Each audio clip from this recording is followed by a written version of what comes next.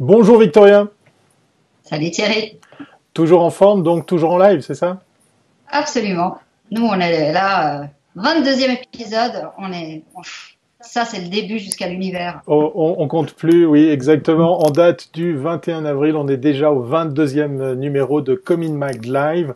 Aujourd'hui, on a un invité de marque comme tous les jours, hein, j'ai envie de dire. On va pas non plus faire pâlir les prochains qui vont venir dans ce podcast, dans ce live, cet extrait audio. Vous l'aurez compris, vous pourrez accéder à tous ces contenus sous toutes les formes, puisqu'effectivement, dès maintenant, on est en live, vous pouvez interagir, mais vous aurez le droit d'écouter, de revoir tout ça en replay ou de le réécouter en MP3 sur vos bonnes plateformes.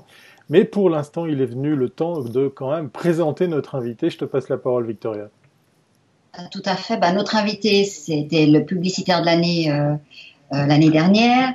C'est aussi un annonceur, parce que jusqu'à maintenant, on n'a eu que des agences ou des créatifs. Donc, c'est vrai que c'était aussi important de donner la parole aux annonceurs qui nous expliquent un peu aussi comment ils vivent cette période. Et puis, et c'est surtout le Chief Sales and Marketing Officer de Swissquote. Bonjour Yann de Schepper. Comment vas-tu? Bonjour, je vais très bien, merci. Alors Yann, c'est vrai qu'on n'a pas eu l'occasion d'avoir le point de vue des annonceurs. Alors comment est-ce que, du point de vue de ton entreprise, comment s'est passée cette période? Raconte-nous un petit peu. On a toujours les agences qui nous racontent comment elles ont vécu ces dernières semaines, entre l'état de sidération, changement, voilà. Alors comment ça s'est passé chez Swissquote? Vous êtes un pure player, donc peut-être c'était plus simple. On était un pure player, ça nous a donné des avantages, certes, par rapport aux d'autres banques, d'autres players, mais c'était une période très, très intense qui nous a beaucoup demandé de tout le monde. Donc, on est un peu navigué à vue comme toutes les autres. Donc, on a pris des mesures rapidement. Les premières mesures, c'était de protéger nos employés de ce virus, des infections. Donc, ça, c'était le plus important. Donc, on a rapidement mis en place des plans de home office. On a splitté les teams parce qu'il y a certains teams comme les traders, c'est difficile de les faire travailler depuis la maison. Donc, on les a splittés en deux pour qu'il n'y ait pas de risque que tout le team, en fait, il soit plus opérationnel. On a mis en place des mesures de protection pour ceux qui sont restés ici à Gland. Mais la bonne nouvelle, c'est que en fait, la grande majorité, je dirais 80%, ils travaillent depuis la maison. Ça se passe bien. Donc ça, c'est bien. On a fait aussi une sondage. Donc on essaye de garder un contact régulier avec les employés. Donc on fait des sondages réguliers pour demander comment ils vont. Et c'est montrer que oui, la grande majorité, ils sont motivés, ils sont contents avec leur environnement de travail, tout ce qu'on a mis à disposition. Donc je dirais pour cela, c'est une expérience positive, très intense, mais on peut être content qu'on a réussi jusqu'à maintenant tenir le cap, surtout d'assurer le service pour nos clients, de toujours être opérationnel. Donc la plateforme de trading, elle a connu aucune interruption. Et ça, c'est pas gagné parce que le volume qui était tradé était vraiment énorme. Donc on avait vu des pics qu'on n'a jamais vus.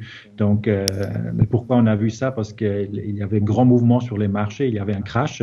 Et quand il y a un crash, tout le monde veut vendre en même temps ou vendre ou acheter en même temps. Et donc c'est très très difficile à gérer pour l'équipe IT, mais on a tenu le choc et pour cela on est très fiers et contents. Est-ce que vous avez craint après ce crack et la sidération quand même qui est survenue au moment où, quand même, où les gens sont confinés, on voyait pays après pays qui se confinaient, que dans cette sidération, plus personne n'achète plus rien et que finalement le marché boursier s'arrête? Heureusement, le marché boursier s'est pas arrêté, donc il y avait toujours un peu de discussion. Est-ce qu'il faut arrêter la bourse parce que les fluctuations de prix sont devenues tellement grandes qu'il y avait cette discussion-là. Heureusement, les marchés ont continué. Je pense que c'est important que les marchés puissent continuer, même si les courses sont pas stables. Je pense que ça fait partie de l'économie du marché. Si on investit en bourse, des fois ça monte, il y a d'autres moments que ça descend. Ce qu'on sait que sur le long terme, c'est un bon investissement. Ce que beaucoup de nos clients ils ont compris, c'est que quand les cours baissent, comme il a baissé maintenant, c'est une opportunité de rendre bon prix. C'est pour ça aussi, ce qu'on a vu, c'est que en fait, on était submergés, mais vraiment littéralement submergés des demandes d'ouverture de compte parce que les gens ils voulaient rentrer sur le marché, profiter des prix qui ont baissé pour avoir une plus-value et de spéculer sur une remontée des cours en bourse. Donc ça, c'était très difficile à gérer parce que pour le customer care, donc toutes les personnes qui traitent ces dossiers, qui travaillent depuis la maison, ils ont fait des heures supplémentaires, ils sont venus le samedi, on a dû organiser. Donc même moi de mon équipe, j'ai demandé les gens de les aider pour faire face à cet afflux de nouveaux clients pour qu'ils puissent ouvrir leur compte. Normalement, un compte s'est ouvert dans 1-2 journées, mais là, comme il y avait tellement, donc c'est multiplié par 5. Les délais sont devenus plus longtemps, donc comme les délais sont devenus plus longtemps, les gens sont impatients, ils commencent à appeler, écrire des messages, donc tout ça, c'est plus de travail dans une situation qui est déjà compliquée, donc c'était vraiment très intense ces dernières semaines. Et de cette expérience, attends, juste, je finis sur ce thème-là, de cette expérience, qu'est-ce que vous allez tirer comme conclusion? Est-ce que ça va changer quelque chose dans votre management? Est-ce que, par exemple, vous aviez prévu, vous aviez un plan crise ou quelque chose de ce type-là? Ou est-ce que c'est quelque chose que maintenant vous allez inclure alors qu'on sait que d'autres pandémies vont bientôt arriver? L'histoire du virus, c'est pas fini. Celui-ci, c'en est un, mais il y en aura d'autres. Oui, ce qui est important, c'est qu'on a justement une équipe de crise. Donc, on a une équipe de crise. On se réunit tous les matins virtuellement par Zoom pour la majorité du temps. On discute les mesures, on discute la situation, on regarde les guidances qu'on reçoit du Conseil fédéral, on applique. Donc c'est très important d'avoir une équipe soudée et pouvoir exécuter rapidement. Donc ça c'est fondamental. Après c'est clair que on a été surpris aussi par cette crise, comme presque tout le monde, je pense. Ce qui nous a aidé, c'est qu'une banque en ligne, donc tous nos process, ils sont déjà digitalisés, plus ou moins. Donc, on n'a pas beaucoup de papier. Et ça nous aide beaucoup parce que les gens peuvent vraiment travailler depuis distance et la productivité, elle est à 100% presque. Donc tous les plans de développement des nouveaux produits, des services qu'on veut lancer, on n'est pas derrière dans le roadmap. Et ça, c'est important. Donc, on tient nos ambitions de croissance et on n'a pas perdu des mois et des mois à cause de ce virus. À quoi tient ce succès, le fait que tout se cristallise sur Swissquote? Est-ce à dire que le travail que tu as fait en amont pour le marketing de SpurePlayer, de cette banque 2.0, X.0, a porté ses fruits encore plus en période de crise? Absolument, je pense que ça c'est très important. Donc c'est vraiment si la marque elle est importante, il faut construire la marque et on peut pas construire la marque en un jour. Donc il faut vraiment communiquer régulièrement de façon consistante, d'avoir une claire définition de la mission de la marque. Et si on fait ça régulièrement, les gens savent en fait qu'est-ce qu'ils attendent, ils ont confiance. Et là on a pu profiter que beaucoup de gens ils ont dit maintenant c'est le moment de rentrer dans le marché, chez qui je me tourne, et beaucoup se sont tournés vers Swissquote parce que on était top of mind. Donc c'est ça qui est important et c'est pour ça la communication elle est fondamentale. Il faut vraiment rester top of mind pour que quand le moment arrive, que les gens aient choisi telle marque ou telle société et pas une autre. Vous avez fait une opération trade for food, for found, non for food, found. Et puis c'était vous allez donner 1 franc par transaction jusqu'à un montant de 250 000 francs. Ce type d'opération, comment est-ce qu'on la monte? C'est une opération de communication.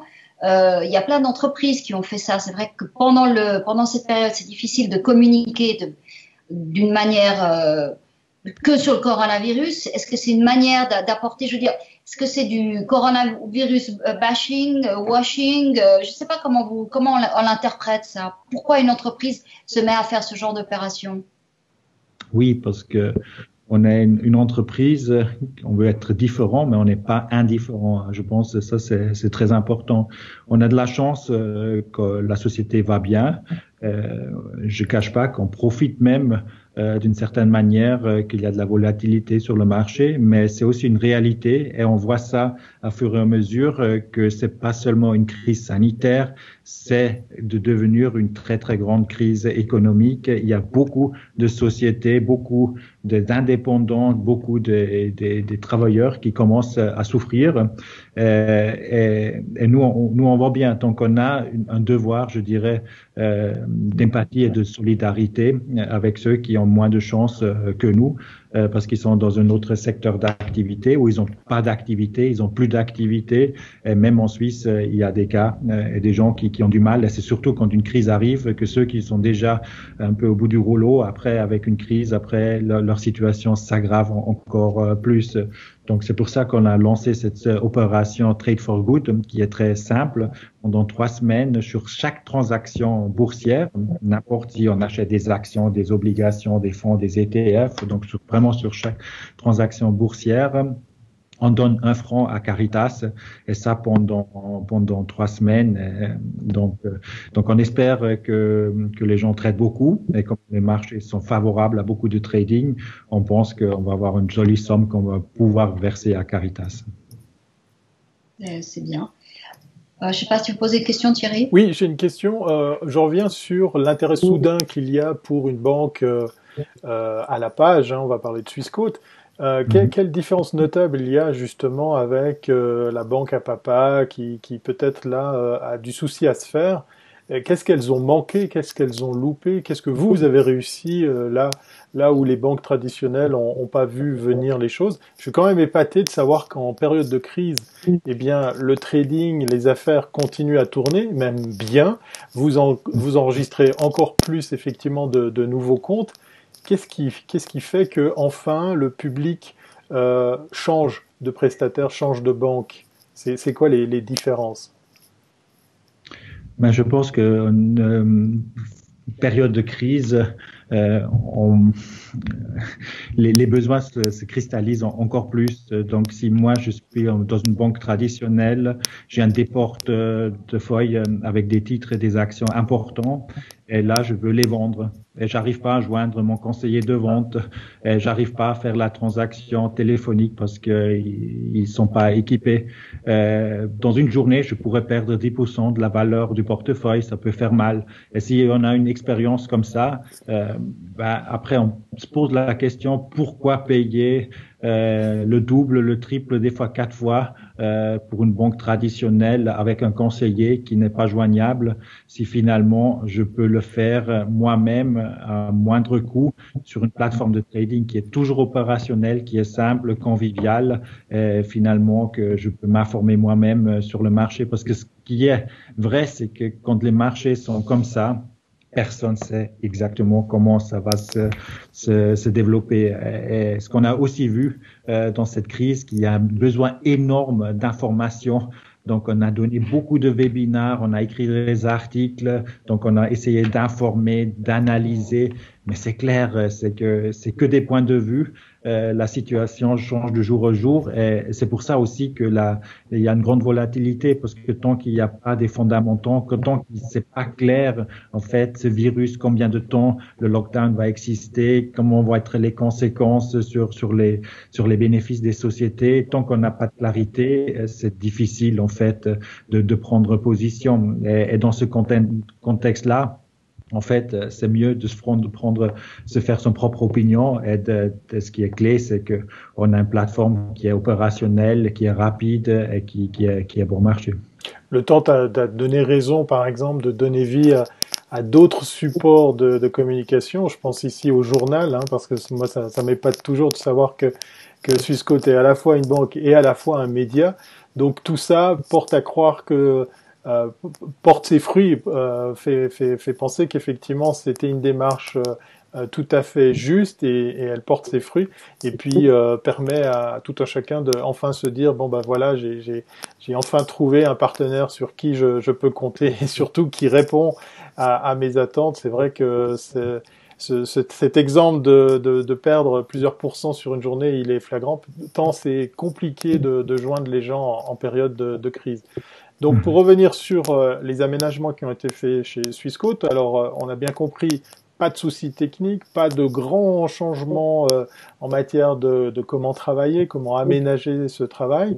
Est-ce que tu as pu voir des choses qu'il a fallu quand même modifier? Je parle pas de la distanciation sociale ou des choses comme ça, mais est-ce que, parce que dans les interviews qu'on a déjà fait, on a eu plusieurs personnes qui nous ont dit, ben peut-être ça nous fera penser au futur sur des aménagements qu'on pourrait imaginer garder pour plus tard. Est-ce que chez vous, qui êtes vachement à la pointe, vous avez cette réflexion ou au contraire vous êtes prêt et tout roule, il n'y a pas forcément besoin de réinventer la roue? Non, il y a une réflexion sûrement à faire. Donc déjà avant, on avait la possibilité d'avoir du home office, mais ce qui était assez limité et bien réglementé. Maintenant, comme on voit que le home office, en fait, il fonctionne bien, probablement que on va donner encore plus la possibilité à plus d'employés de faire des home office à des périodes normales. Après, on peut se poser la question, est-ce que c'est encore nécessaire que chacun ait un poste fixe dans le bureau ou est-ce qu'on pourrait définir les bureaux que chacun, en fait, il s'installe là où il y a une place libre?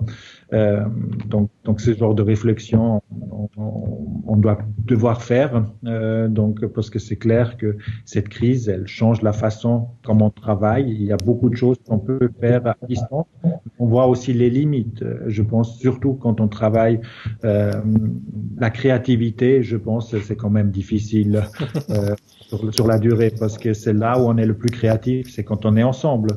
Et nous dans le bureau, on a des salles spéciales avec des whiteboards où on fait des design sprints, où on fait faire des workshops.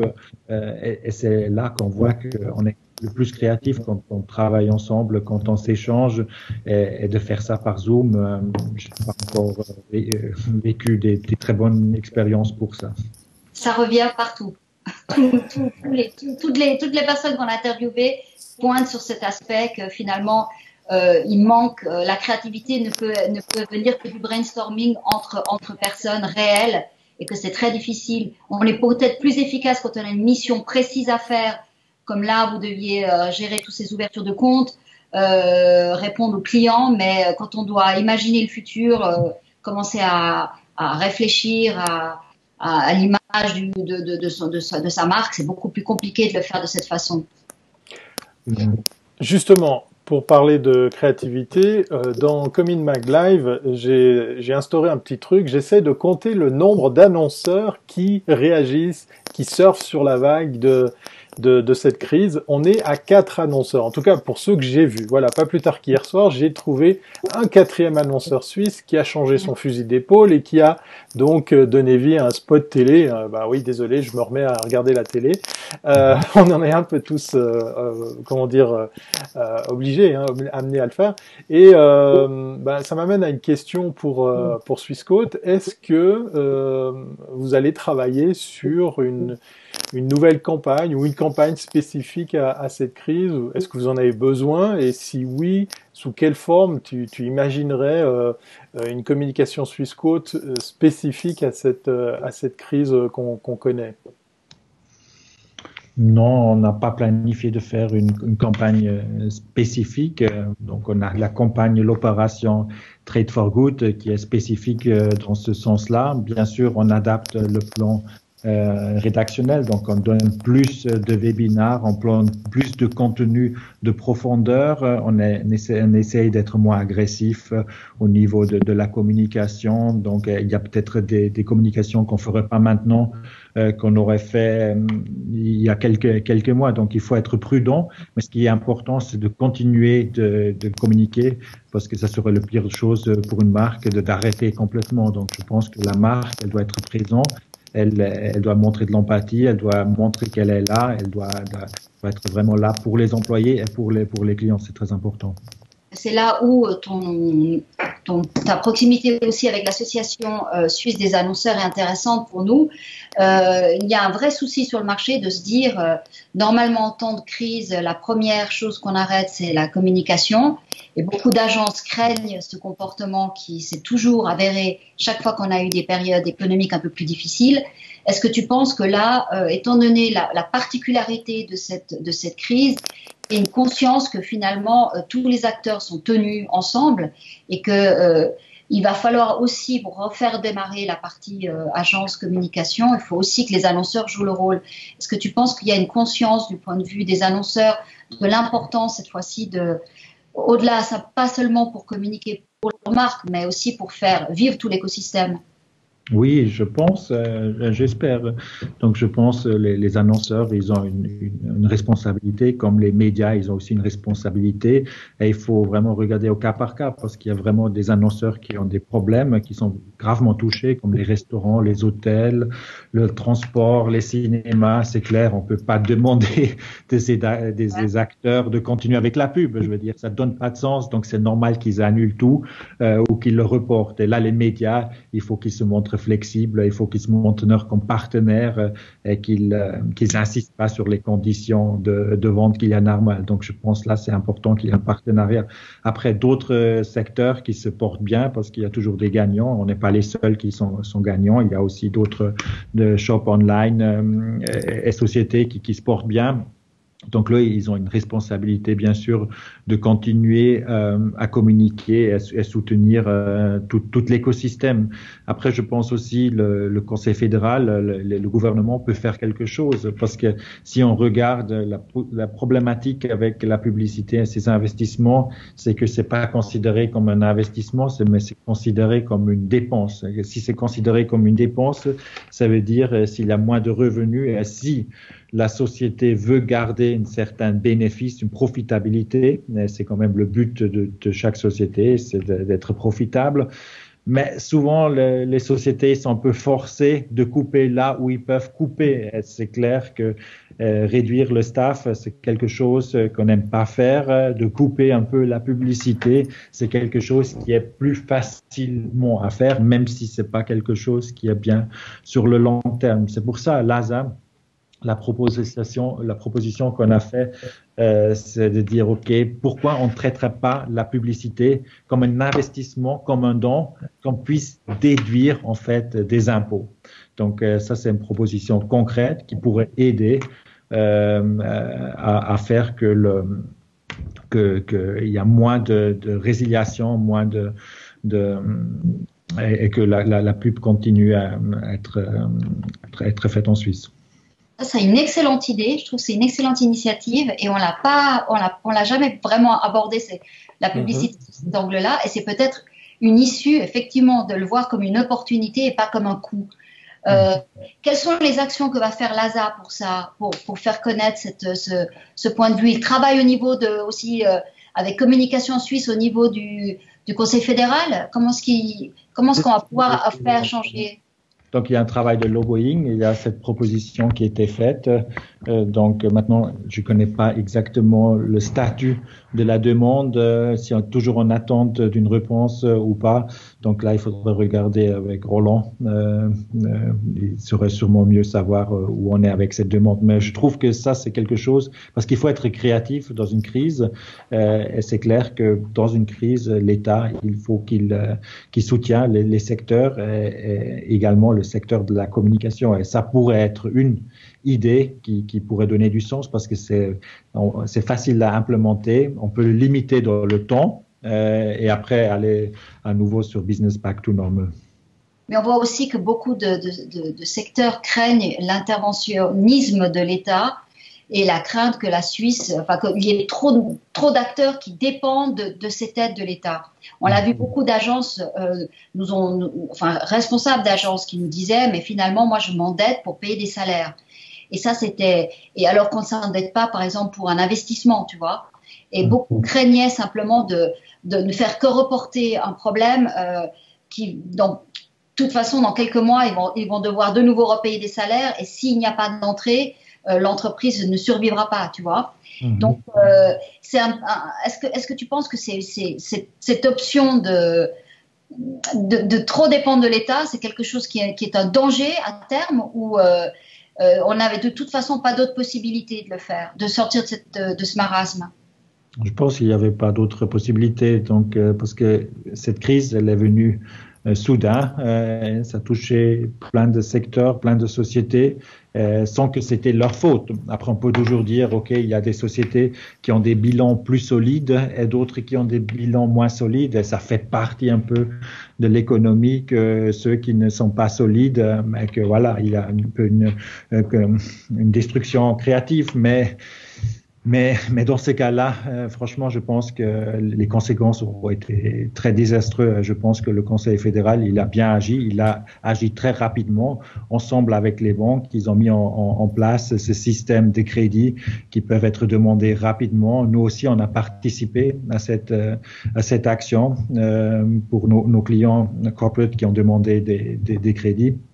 Donc, je pense que c'est vraiment une excellente opération qui était faite, qui était nécessaire et qui va nous aider beaucoup parce que si on n'aurait rien fait, les conséquences auraient sûrement été beaucoup plus graves. Et je pense que la priorité, c'est vraiment d'essayer de garder les emplois, de garder les sociétés en marche parce que le redémarrage va venir.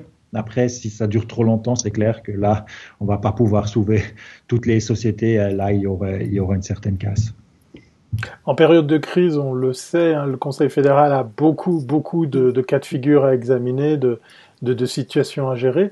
Pour revenir sur la question de ce lobbying avec eux, auprès d'eux, est-ce que tu ressens une écoute de leur part? Parce qu'on pourrait tous se dire, oui, bon, ça concerne la publicité, la communication, mais ça de côté, c'est pas le plus urgent pour le moment. Ou au contraire, il y a une vraie prise au sérieux de la part du Conseil fédéral que de réexaminer justement tout ça. J'aime bien l'exemple que tu citais pour les cinémas. On voit que l'industrie entière du cinéma est bloquée. Hein. C'est pas juste les salles de cinéma, c'est la production, c'est les productions, les producteurs, les réalisateurs et tous les professionnels de la branche qui sont bloqués. Pareil pour les restaurants. Est-ce qu'il y a cette écoute? Est-ce qu'il y a un semblant d'intérêt du Conseil fédéral d'examiner aussi la situation des annonceurs? Oui, j'espère.